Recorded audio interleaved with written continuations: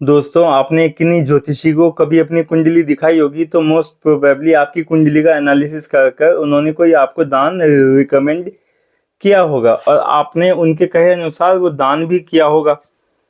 ज्योतिषी जब दान बताते हैं तब कहते हैं कि आप ये चीज दान करेंगे तो आपको इस ग्रह की पीड़ा से शांति मिलेगी या आपका ये ग्रह शांत हो जाएगा।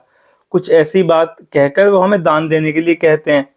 तो जब हम वो दान देते हैं तो बदले में हम एक एक्सपेक्टेशन रखते हैं, एक आशा रखते हैं कि हम ये दान दे रहे हैं तो बदले में ग्रह भी हमें यानी शांति दे, हमें हमारी पीड़ा को कम करे। तो जहाँ पे दान के साथ कोई मोटिव अटैच हो जाता है दोस्तों, उस दान को राजसिक दान कहा जाता है। नो डाउट राजसिक दान देना भी एक अच्छी बात है, क्योंकि आप किसी नीडी को, जरूरतमंद को कोई चीज ही दे रहे हो, उसके काम आएगी। तो राजसिक दान भी अच्छा है जहाँ पे बदले में एक मोटिव होता है। लेकिन सबसे अच्छी जो दान की क्वालिटी है वो सात्विक होती है। सात्विक दान में बदले में कोई एक्सपेक्टेशन नहीं होती, आप बस रोज दान, सामने वाला जो चीज मांगता है या आपको जो चीज देनी है वो आप विदाउट एनी एक्सपेक्टेशन आप दान कर देते हो।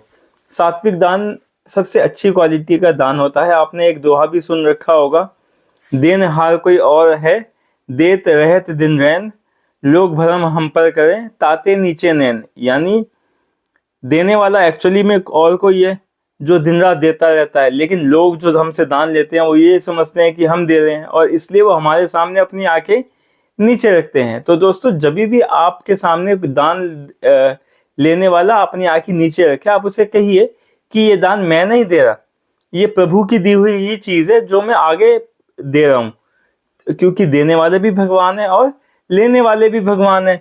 तो इसमें आपके आंख नीचे रखने से का कोई मतलब नहीं है। आप बिना किसी यानी अपनी गरिमा को घटाए इस दान को स्वीकार करें। तो सात्विक दान सबसे अच्छी क्वालिटी का दान होता है। राजसिक दान हम किसी मोटिव के साथ करते हैं, वो भी ठीक है, बट वो इंफीरियर क्वालिटी का दान हो जाता है दोस्तों।